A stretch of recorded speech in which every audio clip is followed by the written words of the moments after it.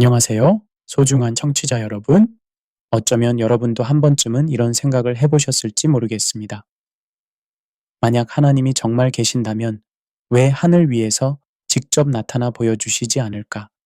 왜 과학적으로 명확하게 증명해 주시지 않을까? 몇 년 전 한 대학생이 저에게 이런 질문을 던졌습니다. 선교사님, 저는 정말 믿고 싶습니다. 하지만 21세기를 살아가는 제게 그냥 믿으라고 하는 것은 너무 무책임하지 않나요? 하나님이 계시다면 왜 모든 사람이 볼 수 있도록 증명해 주시지 않는 건가요? 이 질문 앞에서 저는 잠시 말문이 막혔습니다. 왜냐하면 이것은 단순히 신학적 질문을 넘어서 우리 시대가 안고 있는 가장 근본적인 갈등을 드러내는 질문이기 때문입니다. 과학과 신앙, 증명과 믿음, 이성과 계시 사이의 긴장 말입니다. 실제로 이런 질문은 갑자기 생겨난 것이 아닙니다. 계몽주의 이후 서구 문명이 이성 중심주의를 채택하면서 종교적 진리 주장들은 점점 더 의심의 눈초리를 받게 되었습니다. 데카르트의 방법론적 회의, 휴메의 경험주의, 칸트의 비판 철학을 거치면서 전통적인 신증명들은 하나씩 해체되었습니다. 특히 19세기 다윈의 진화론과 20세기 양자역학의 등장은 우주에 대한 우리의 이해를 근본적으로 바꾸었습니다. 더 이상 신의 개입 없이도 복잡한 생명체와 정교한 우주가 설명 가능해 보였습니다. 라플라스가 나폴롱에게 폐하, 저는 신이라는 가설이 필요 없습니다. 라고 말한 것은 이런 시대 정신을 상징적으로 보여줍니다. 하지만 흥미롭게도 21세기에 들어서면서 상황은 다시 복잡해지고 있습니다. 미세조정 우주론, 양자의식 이론, 복잡성 과학의 발달은 물질주의적 세계관의 새로운 도전을 제기하고 있습니다. 동시에 포스트모던 사조는 과학적 객관성 자체에 의문을 제기하며 모든 지식의 상대성을 주장하고 있습니다. 이런 혼란스러운 시대적 배경 속에서 하나님은 왜 과학적으로 자신을 증명하지 않으시는가? 라는 질문은 더욱 절실하고 복잡한 의미를 갖게 됩니다. 오늘 우리가 함께 탐구할 이 주제는 결코 가볍지 않습니다. 하지만 이 여정을 통해 우리는 하나님이 왜 과학적 증명이 아닌 다른 방식을 선택하셨는지, 그리고 그것이 우리에게 어떤 깊은 의미를 지니는지 발견하게 될 것입니다. 이 탐구는 단순히 지적 호기심을 만족시키기 위한 것이 아닙니다. 그것은 우리 각자의 삶과 직결된 실존적 문제입니다. 하나님의 존재 방식을 이해하는 것은 곧 우리 자신의 존재 방식을 이해하는 것이기 때문입니다. 제1장 무신론자들의 도전과 우리의 곤혹감. 리처드 도킨스는 그에 져서 만들어진 신에서 이렇게 말했습니다. 만약 신이 존재한다면 그는 과학적으로 측정 가능한 영향을 세상에 미쳐야 한다. 그런 영향이 관찰되지 않는다면 신은 존재하지 않는다고 결론 내릴 수밖에 없다. 이런 논리는 얼핏 들으면 매우 합리적으로 보입니다. 크리스토퍼 히친스 역시 특별한 주장에는 특별한 증거가 필요하다며 하나님의 존재를 주장하는 사람들에게 과학적 증거를 요구했습니다. 이들의 주장은 칼 포퍼의 반증 가능성 원리에 기반하고 있습니다. 포퍼에 따르면 과학적 이론이 되기 위해서는 반증 가능해야 합니다. 즉, 어떤 관찰이나 실험을 통해 틀렸음을 보일 수 있어야 한다는 것입니다. 신의 존재에 대한 주장은 이런 기준을 충족하지 못한다고 이들은 주장합니다. 샘 해리스는 종교의 종말에서 더 나아가 종교적 믿음 자체가 인류의 진보를 방해하는 장애물이라고 주장했습니다. 그는 21세기에도 중세의 미신을 믿는 것은 지적 정직성의 포기라고 단언했습니다.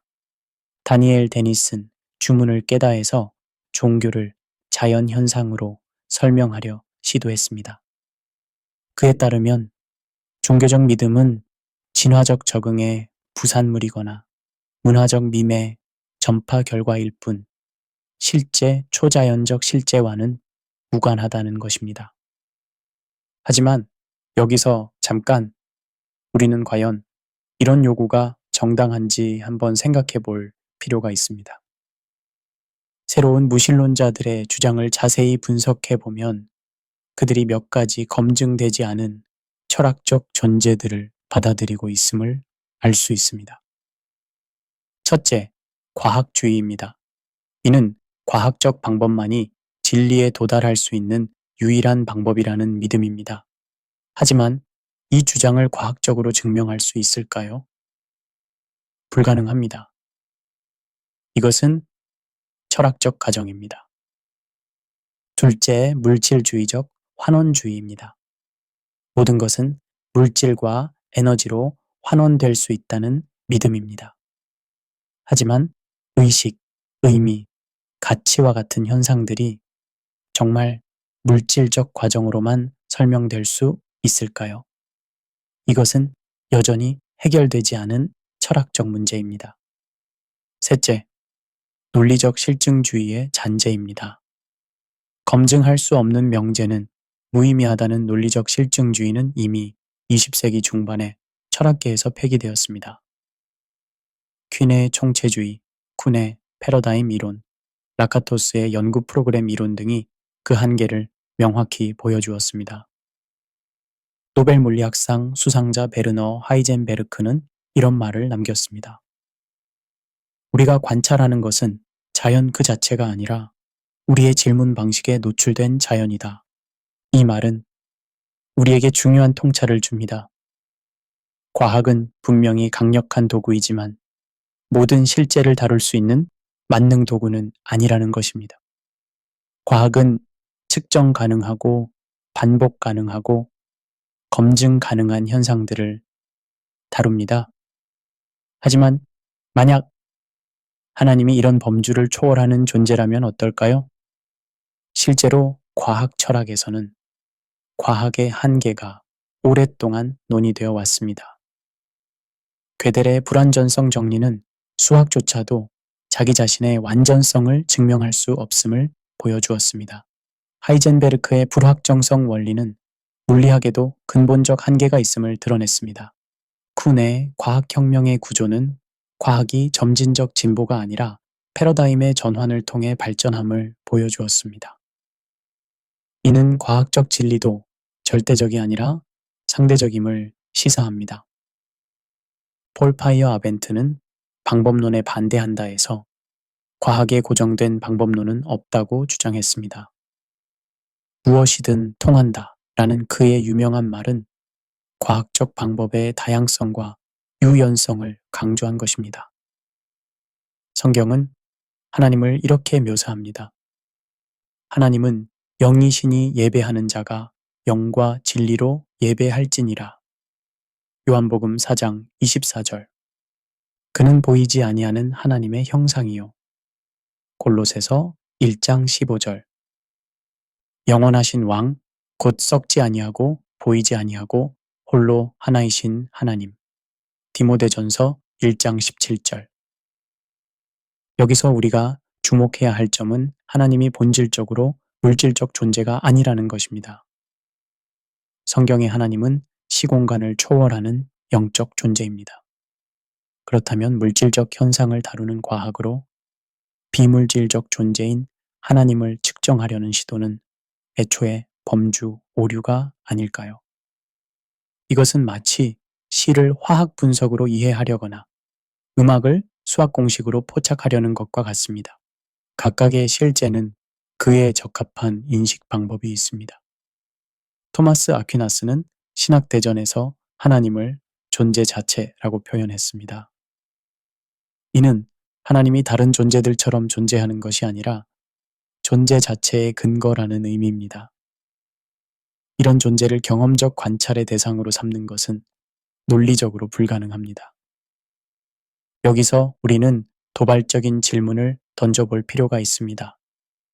과학적 방법론만이 진리에 도달하는 유일한 길일까요? 철학자 알빈 플란팅가는 과학적 자연주의는 어디서 잘못되었는가에서 이렇게 지적합니다.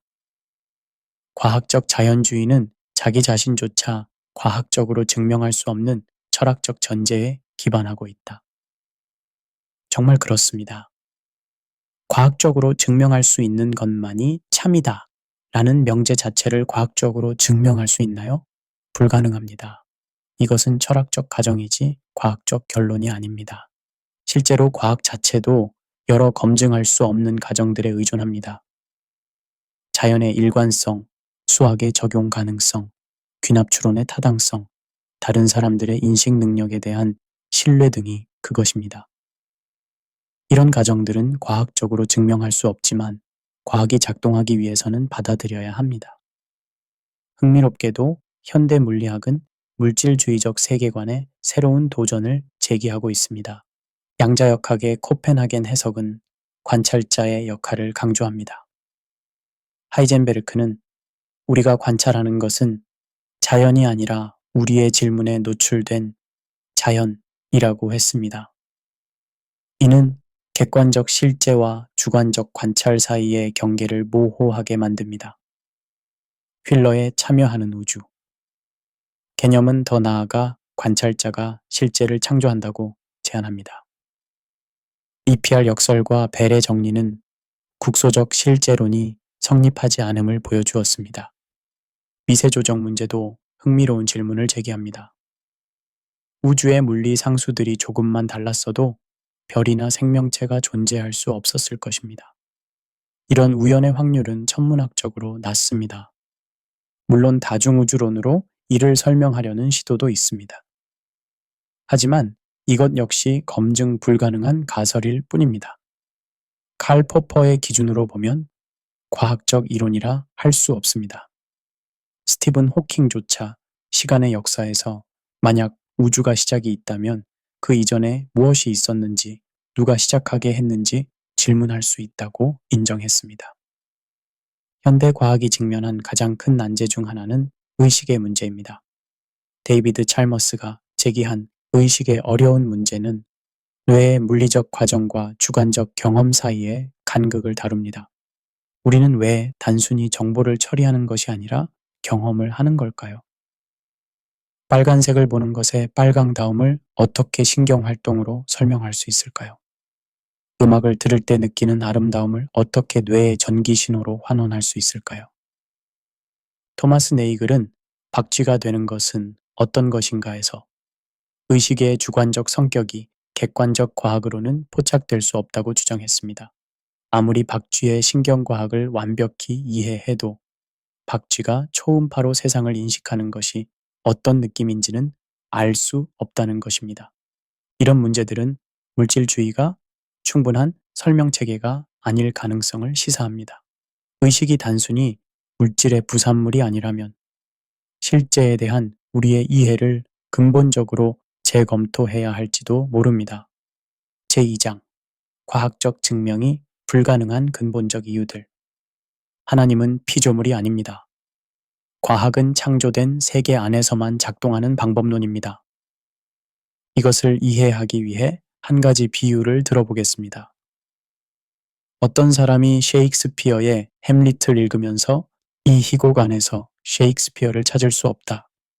따라서 셰익스피어는 존재하지 않는다. 고 주장한다면 어떨까요?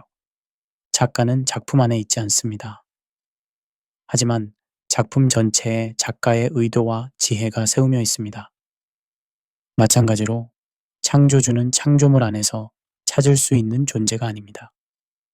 이런 범주 오류는 철학에서 카테고리 미스테이크라고 불립니다. 길버트 라일이 마음의 개념에서 제시한 개념으로 서로 다른 논리적 범주에 속하는 것들을 같은 범주에서 다루려는 오류를 말합니다. 예를 들어 대학교 캠퍼스를 구경한 사람이 도서관, 강의실, 연구실은 다 봤는데 대학교는 어디 있나요? 라고 묻는다면 이는 범주 오류입니다.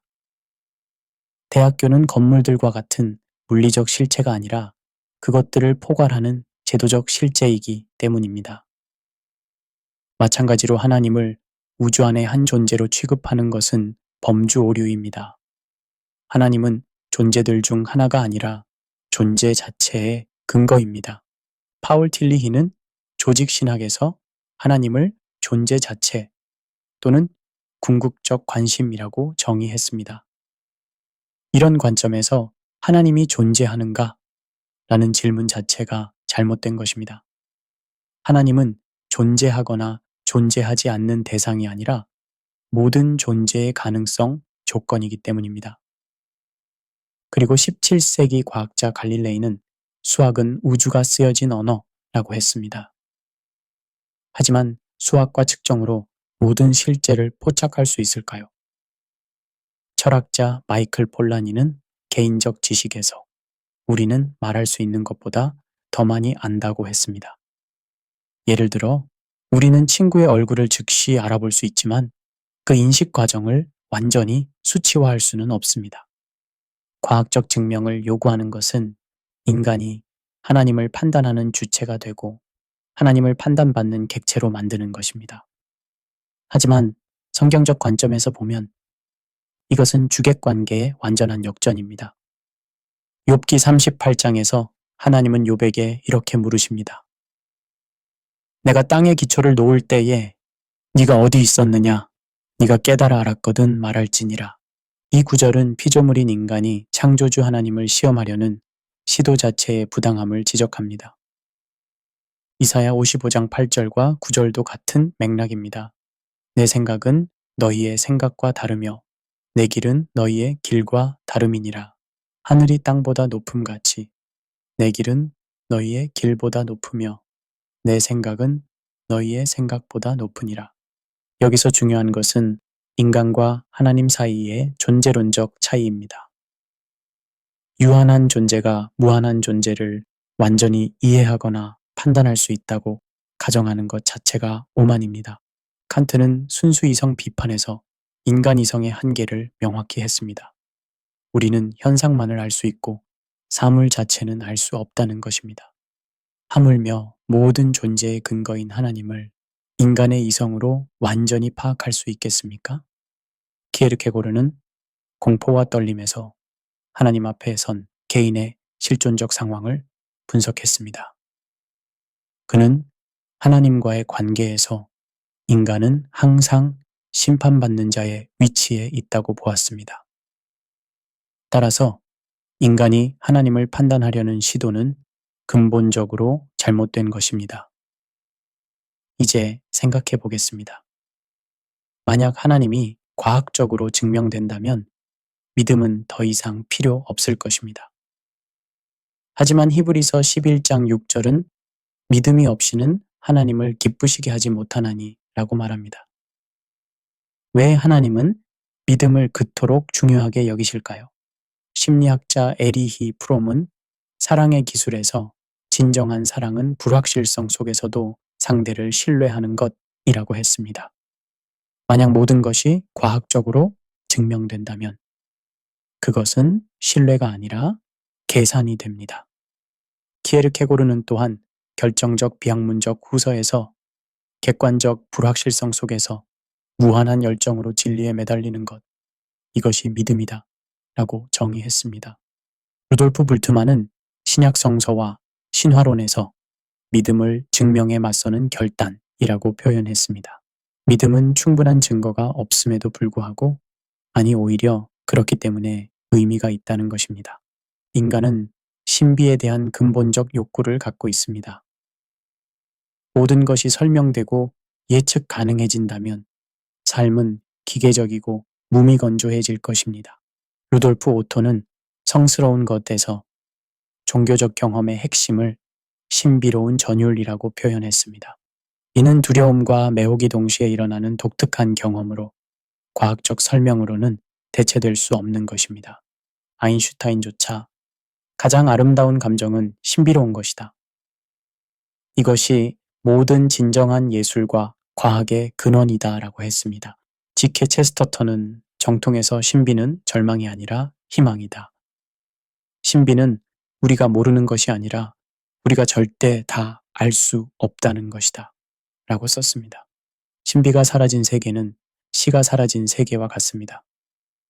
모든 것이 설명되고 측정되고 예측 가능해진다면 경이감과 감사, 겸손과 경외심도 함께 사라질 것입니다.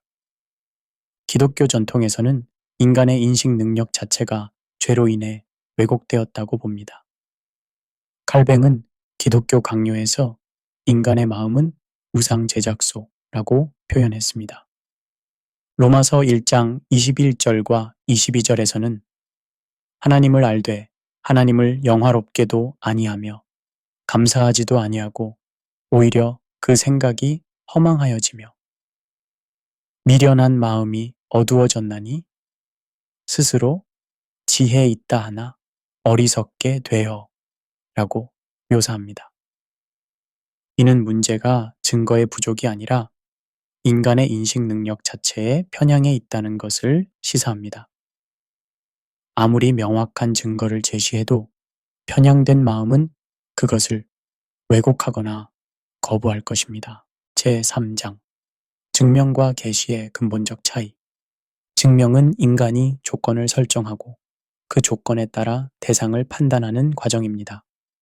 여기서 인간은 판사이고 판단받는 대상은 피고입니다. 수학적 증명을 생각해 보겠습니다. 피타고라스 정리를 증명할 때 우리는 논리적 규칙들을 설정하고 그 규칙에 따라 정리의 참 혹은 거짓을 판단합니다. 여기서 인간의 이성이 최종 판단자입니다. 과학적 증명도 마찬가지입니다. 우리는 실험 조건을 설정하고 관찰 가능하고 반복 가능한 현상을 기준으로 가설의 타당성을 판단합니다. 여기서도 인간의 이성과 경험이 최종 심판자 역할을 합니다. 법적 증명에서도 같은 구조를 봅니다. 법관이나 배심원이 증거를 검토하고 법적 기준에 따라 피고의 유죄 혹은 무죄를 판결합니다. 이 모든 경우에서 공통점은 인간이 주체이고 판단의 기준을 설정한다는 것입니다. 하지만 하나님과의 관계에서 누가 판사이고 누가 피고일까요? 창조주와 피조물 사이에서 누가 누구를 판단할 자격이 있을까요? 하나님에게 증명을 요구하는 것에는 여러 철학적 문제들이 있습니다. 첫째, 순환 논리의 문제. 증명의 기준 자체가 검증되지 않았습니다. 과학적으로 증명될 수 있는 것만이 참이다 라는 명제를 과학적으로 증명할 수 있나요? 불가능합니다. 둘째, 범주 오류. 물질적 방법으로 영적 실제를 측정하려는 시도입니다. 이는 자로 온도를 재거나 저울로 소리를 달려는 것과 같습니다. 셋째, 환원주의. 복잡한 실제를 단순한 요소로 환원시키려는 시도입니다. 하지만 전체는 부분의 단순한 합이 아닙니다. 넷째, 객관주의의 신화. 완전히 객관적인 관찰자는 존재하지 않습니다.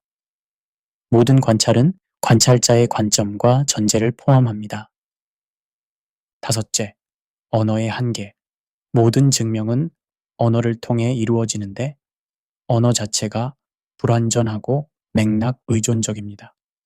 그러나 계시는 전혀 다른 방식입니다. 여기서는 하나님이 주권자이시고 인간은 받는 자입니다. 하나님이 언제, 어떻게, 누구에게 자신을 드러낼지 결정하십니다. 예수님이 베드로에게 네가 복이 있도다. 이를 내게 알게 한 이는 혈육이 아니요 하늘에 계신 내 아버지시니라 고 마태복음 16장 17절에서 말씀하신 것은 바로 이런 의미입니다. 계시의 특징들을 살펴보면 먼저 하나님에서 인간으로만 흐릅니다. 인간이 요구해서 얻을 수 있는 것이 아닙니다. 그리고 하나님의 순전한 선물입니다. 인간의 자격이나 조건에 의존하지 않으며 정보 전달이 아니라 인격적 만남입니다. 따라서 완전히 이해될 수 없는 초월적 차원을 포함하며 받는 자를 근본적으로 변화시킵니다. 그리고 한 가지 확실히 정립해야 하는 것은 계시가 이성과 대립하는 것은 아니라 오히려 이성을 완성시키고 넘어선다는 것입니다. 아우구스티누스는 믿어야 이해한다고 했습니다. 이는 맹목적 믿음을 말하는 것이 아니라 믿음 없이는 깊은 이해가 불가능하다는 뜻입니다. 안셀름은 이해를 추구하는 믿음이라고 표현했습니다. 믿음은 이해를 거부하지 않고 오히려 더 깊은 이해를 추구합니다.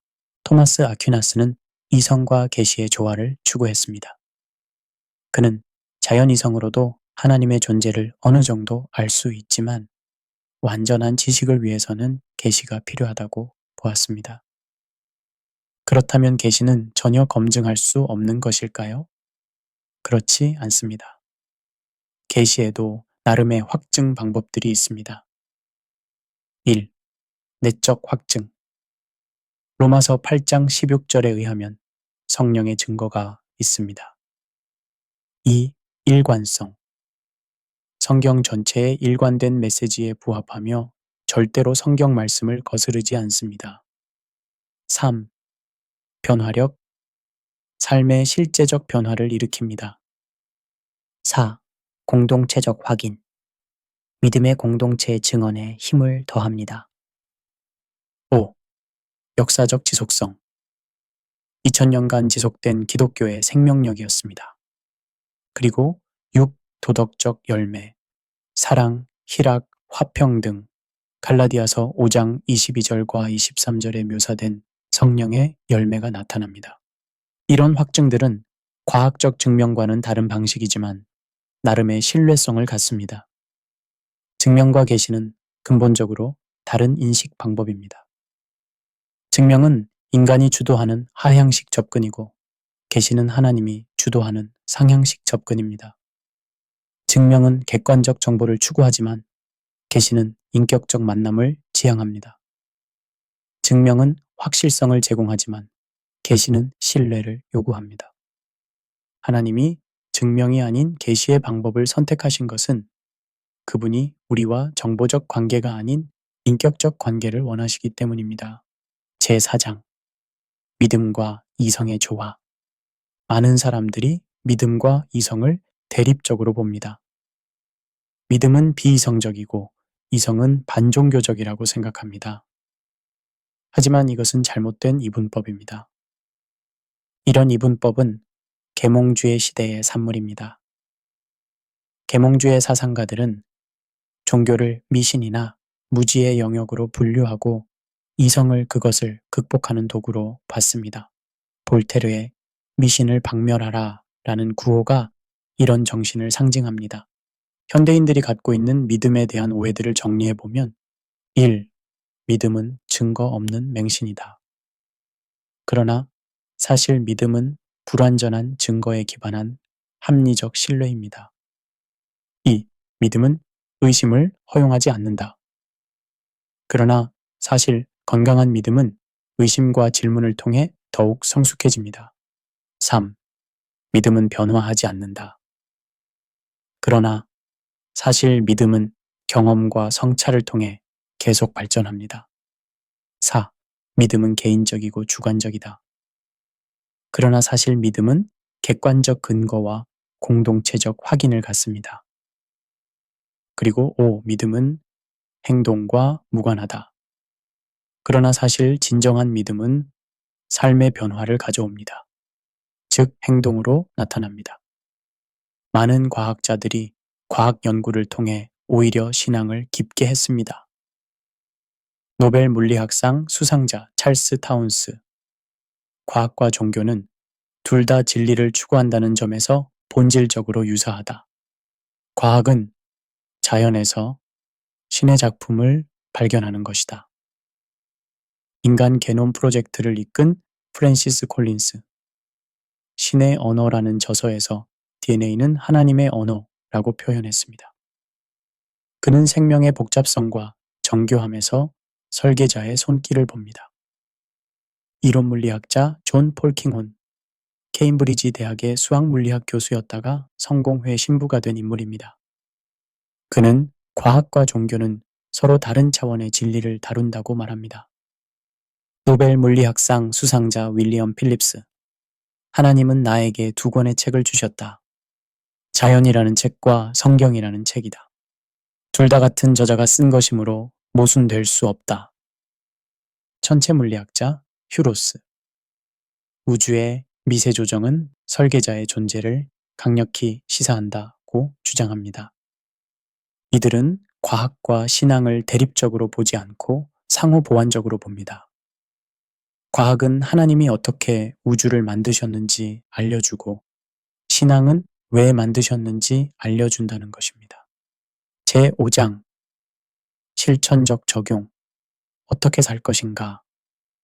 왜 우리는 하나님께 증명을 요구할까요? 그 뿌리를 살펴보면 몇 가지를 발견할 수 있습니다. 첫째, 통제욕입니다.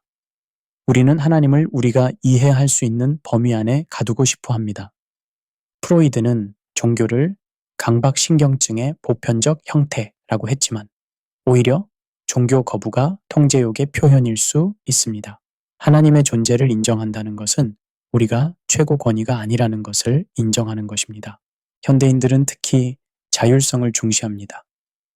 칸트의 감히 알라는 계몽주의의 모토가 되었고, 개인의 자율적 이성이 최고 권위로 여겨지게 되었습니다. 하지만 하나님의 존재는 이런 자율성의 도전을 제기합니다.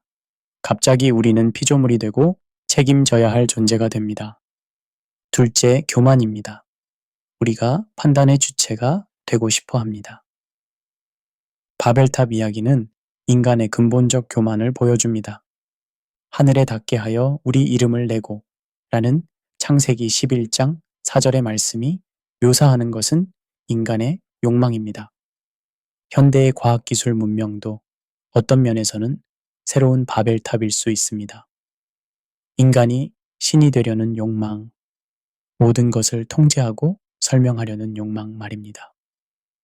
프란시스 베이컨의 아는 것이 힘이다 라는 말은 지식을 권력의 수단으로 보는 관점을 보여줍니다. 셋째, 두려움입니다. 불확실성을 견디기 어려워합니다. 현대는 위험사회라고 불립니다. 울리히 백의 표현에 따르면 현대인들은 다양한 위험과 불확실성에 시달리며 살고 있습니다. 이런 상황에서 사람들은 확실성에 대한 강한 욕구를 갖게 됩니다. 종교도 이런 확실성을 주는 수단으로 여겨지기도 합니다. 하지만 진정한 믿음은 불확실성을 제거하는 것이 아니라 불확실성 속에서도 신뢰하는 것입니다. 넷째, 상처와 실망입니다. 과거의 종교적 경험이나 종교인들로 인한 실망이 방어적 회의주의로 이어질 수 있습니다. 많은 사람들이 어린 시절에 권위적이고 억압적인 종교 경험으로 인해 하나님에 대한 부정적 이미지를 갖게 됩니다. 또한 종교인들의 위선이나 종교 기관의 부패를 보면서 종교 전체에 대해 실망하기도 합니다. 이런 마음을 인정하고 내려놓는 것이 믿음의 시작입니다.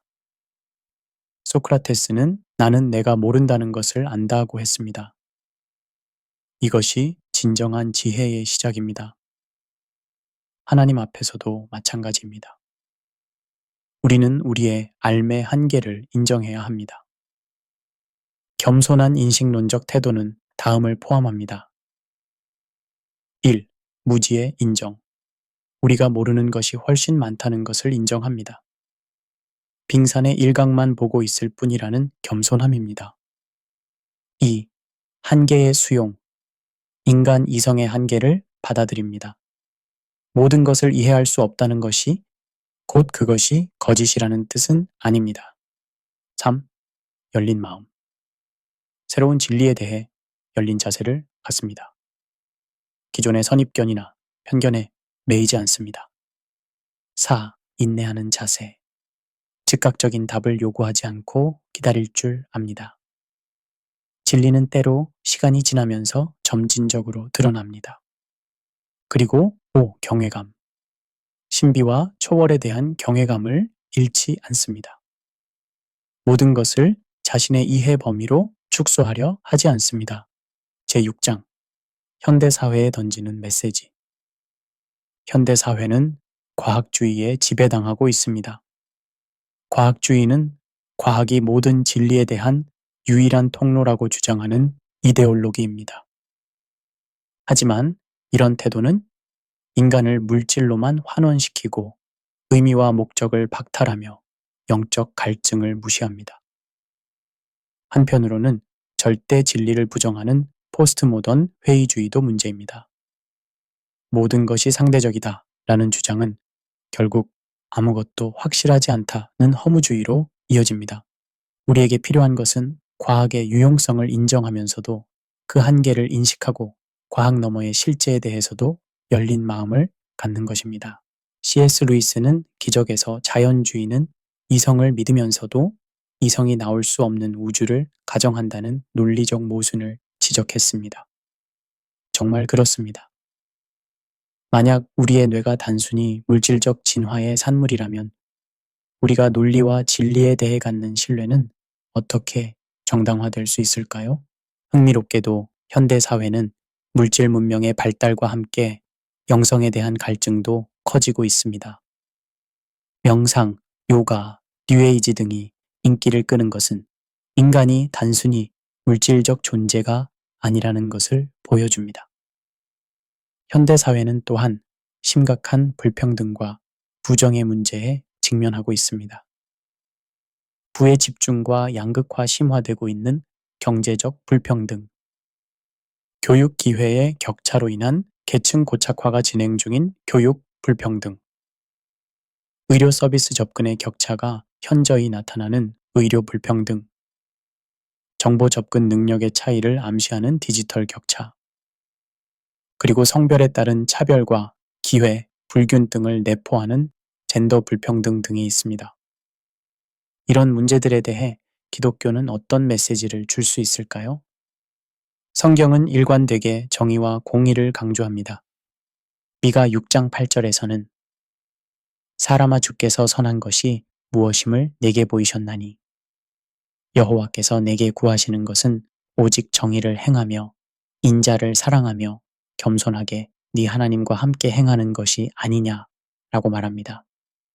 그리고 이사야 1장 17절에서는 선행을 배우며 정의를 구하며 학대받는 자를 도와주며 고아를 위하여 신원하며 과부를 위하여 변호하라고 말합니다.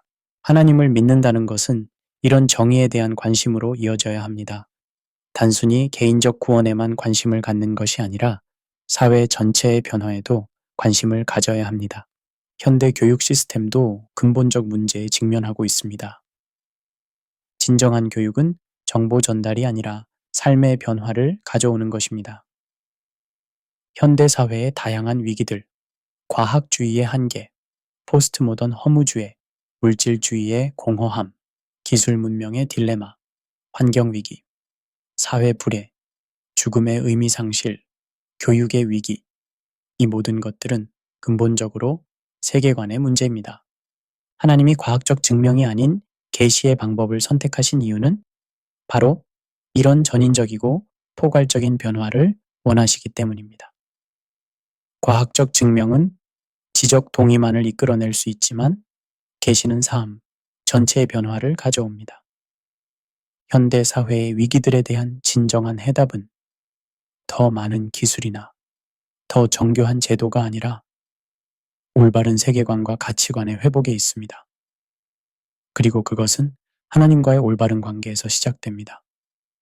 에필로그, 십자가 앞에서. 하나님은 왜 과학적으로 자신을 증명하지 않으시는가라는 질문에서 시작해서 우리는 계시와 믿음의 신비에 대해 깊이 탐구해 보았습니다. 그리고 이제 우리는 모든 길의 끝에서 하나의 십자가를 마주합니다. 십자가는 기독교 신앙의 중심입니다. 그리고 십자가야말로 하나님이 왜 과학적 증명이 아닌 다른 방식을 선택하셨는지를 가장 명확하게 보여주는 사건입니다. 십자가는 하나님의 최종적이고 결정적인 계시입니다. 여기서 하나님은 자신의 사랑을 가장 극명하게 드러내셨습니다. 하지만 십자가도 과학적 증명은 아니었습니다. 오히려 고린도전서 1장 23절에 의하면 대부분의 사람들에게는 거리끼고 미련한 것이었습니다. 유대인들은 메시아가 정치적 해방자이기를 기대했습니다. 로마의 압제에서 해방시키고 다윗의 왕국을 회복할 강력한 왕을 원했습니다. 그런데 십자가에서 죽는 예수님은 그들의 기대와 정반대였습니다. 헬라인들은 철학적 지혜와 논리적 설명을 추구했습니다. 플라톤의 이데아론이나 아리스토텔레스의 논리학처럼 체계적이고 합리적인 진리를 원했습니다. 그런데 십자가의 메시지는 그들의 지적 체계와 맞지 않았습니다. 로마인들은 권력과 힘을 숭배했습니다. 강력한 군사력과 효율적인 통치 시스템을 자랑했습니다. 그런데 십자가는 약함과 패배의 상징이었습니다. 그런데도 이 미련한 십자가를 통해 수많은 사람들이 하나님을 만났습니다. 그들은 과학적 증거가 아니라 사랑의 계시를 통해 하나님을 알게 되었습니다. 십자가는 모든 인간적 기대와 상식을 뒤집는 역설적 사건입니다. 먼저, 십자가는 극도의 약함을 보여주지만 동시에 가장 강력한 능력을 나타냅니다. 죽음을 통해 생명을 주고 패배를 통해 승리를 이룹니다. 따라서 인간의 관점에서는 어리석어 보이지만 하나님의 관점에서는 가장 지혜로운 방법입니다. 폭력으로 폭력을 이기려 하지 않고 사랑으로 미움을 이깁니다. 더군다나 가장 낮은 곳에서 가장 높은 구원을 이룹니다. 종의 모습으로 오신 하나님, 죄인 취급받으신 의인이 십자가에서 모든 인류를 구원합니다. 그러나 죽음이 끝이 아니라 새로운 시작임을 보여줍니다. 부활을 통해 죽음의 권세가 깨어졌습니다. 결과적으로 특정 시간, 특정 장소에서 일어난 개별적 사건이 모든 시대, 모든 민족에게 구원을 가져다 줍니다.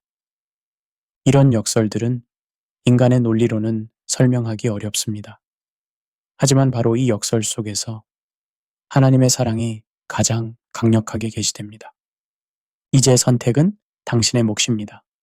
계속해서 과학적 증명을 요구하며 하나님과 거리를 둘 것인가, 아니면 겸손한 마음으로 십자가의 계시에 마음을 열 것인가, 완벽한 증거를 기다리며 평생을 보낼 것인가, 아니면 불완전한 이해 속에서도 신뢰의 걸음을 내디딜 것인가. 십자가 앞에서 우리는 모두 동일한 선택에 직면합니다. 지능이나 학력, 사회적 지위나 경제적 능력과 무관하게 우리는 모두 똑같이 사랑받고 있고 똑같이 선택해야 합니다. 키에르케고르는 믿음은 도약이다 라고 했습니다. 하지만 이것은 맹목적 도약이 아닙니다. 충분한 이유와 근거가 있는 도약입니다. 우리는 자연 속에서 설계자의 손길을 봅니다. 우리는 양심 속에서 도덕 법칙을 발견합니다. 우리는 역사 속에서 하나님의 개입을 목격합니다. 우리는 예수 그리스도를 통해 하나님의 사랑을 만납니다. 이 모든 것들이 과학적 증명은 아니지만 충분한 근거가 됩니다. 그리고 십자가는 이 모든 증거들의 절정이자 완성입니다.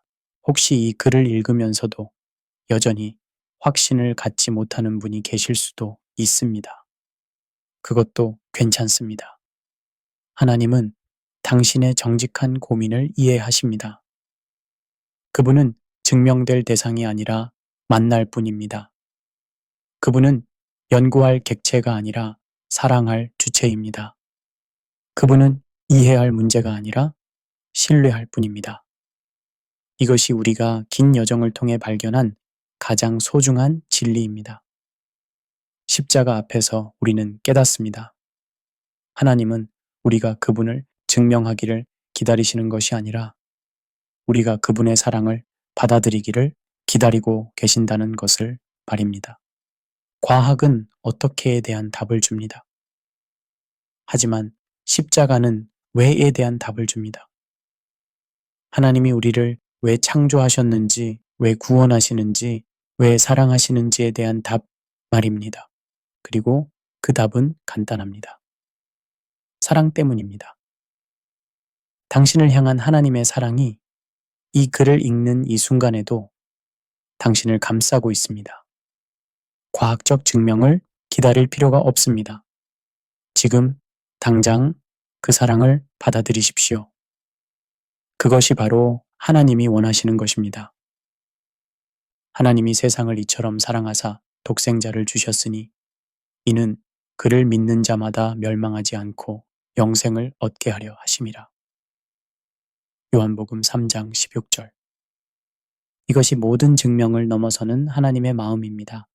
우리가 발견한 것은 하나님이 과학적 증명을 거부하시는 것이 아니라 더 깊고 의미 있는 방식으로 우리와 만나기를 원하신다는 것입니다. 과학적 증명은 지식을 제공하지만 계시는 관계를 제공합니다. 과학적 증명은 머리를 납득시키지만 계시는 마음을 변화시킵니다. 과학적 증명은 일시적 확신을 주지만 계시는 영원한 소망을 줍니다. 하나님은 우리가 단순히 그분에 대해 아는 것이 아니라 그분을 아는 것을 원하십니다. 정보가 아니라 관계를, 지식이 아니라 사랑을, 증명이 아니라 신뢰를 원하십니다. 그리고 십자가는 이 모든 것의 완전한 표현입니다. 논리적 증명보다 강력한 사랑의 증명, 과학적 확실성보다 깊은 영적 확신, 이성적 동의보다 완전한 인격적 헌신의 초청입니다.